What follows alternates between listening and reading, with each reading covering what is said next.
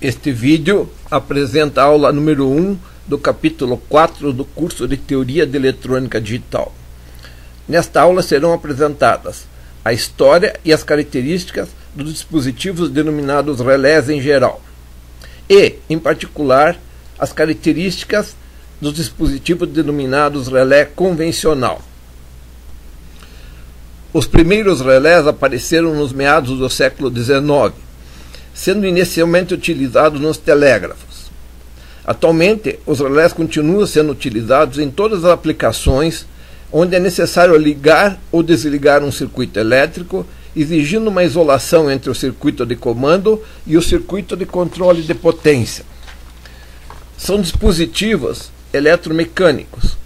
São fabricados para controlar pequenas correntes da ordem de 100 mA como micro-relés, para correntes da ordem de 1 A a 2 A como mini-relés, e para correntes da ordem de 10 A a 20 A para controle de motores e equipamentos de média potência como relés de potência. Em geral, a isolação da parte de potência atende necessidades de controle de dispositivos em AC de 127 volts AC para os micros e mini relés e 240 volts AC para os relés de maior corrente. Para controle de dispositivo com maior capacidade de corrente ou tensão, os relés passam a ser denominados de contatores. Os micros e mini relés em geral são fabricados para serem utilizados em placas de circuito impresso.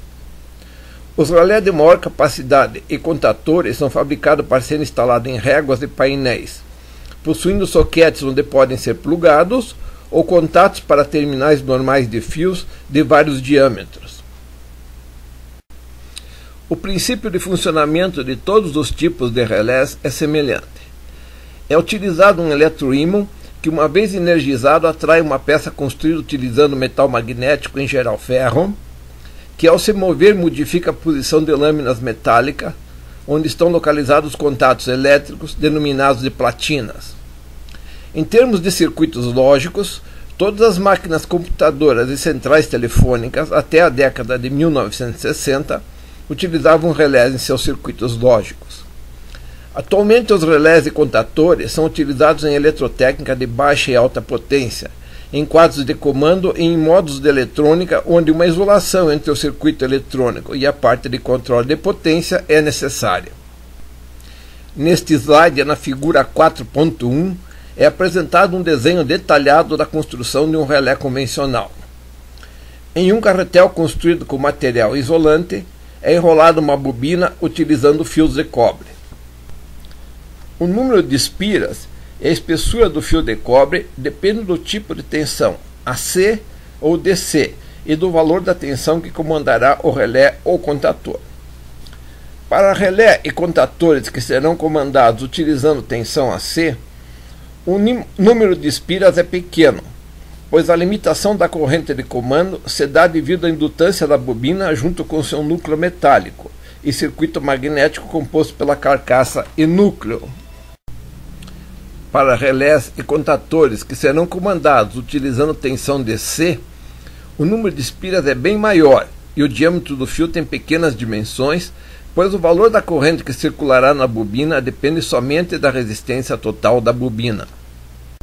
No interior do carretel existe um núcleo cilíndrico construído de material magnético, em geral ferro.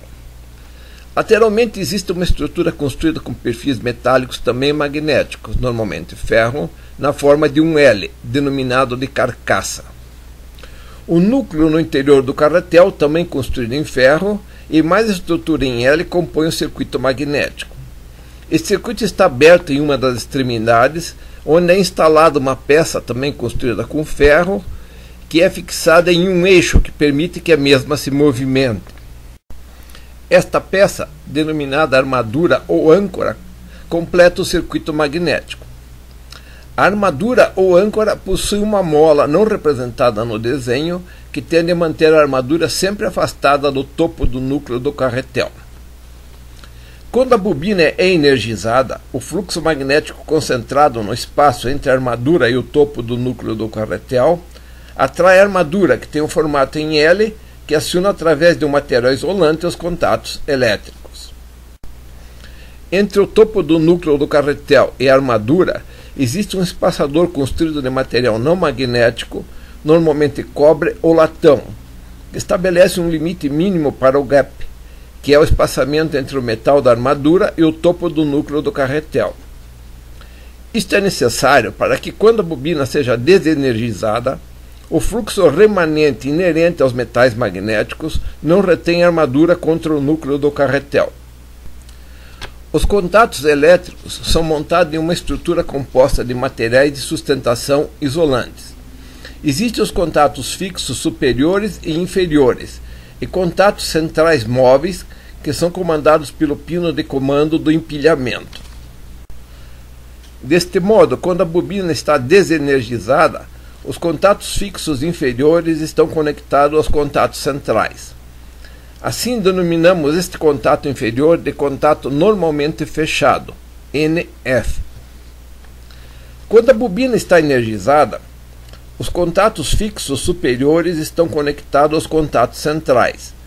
Assim, denominamos este contato superior de contato normalmente aberto, NA.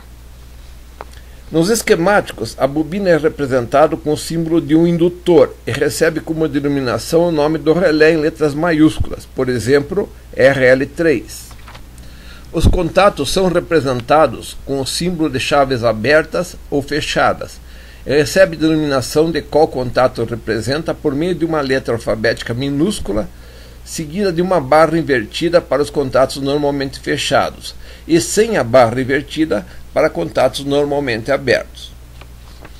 Assim como exemplos, temos A1, A1 barra, B1, B1 barra, C1 e C1 barra, para um relé denominado RL1, com 3 contatos NA, NF. Normalmente nos esquemáticos, as bobinas de comando estão em uma parte do circuito onde ocorrem os comandos das bobinas, enquanto que os contatos estão representados na parte de controle de potência. Os tempos de operação e desoperação para micro e mini relés estão entre 1 milissegundo e 2 milissegundos. Para os relés de 10 A e 20 A, esses tempos são da ordem de 5 milissegundos. Para contadores, esses tempos são maiores.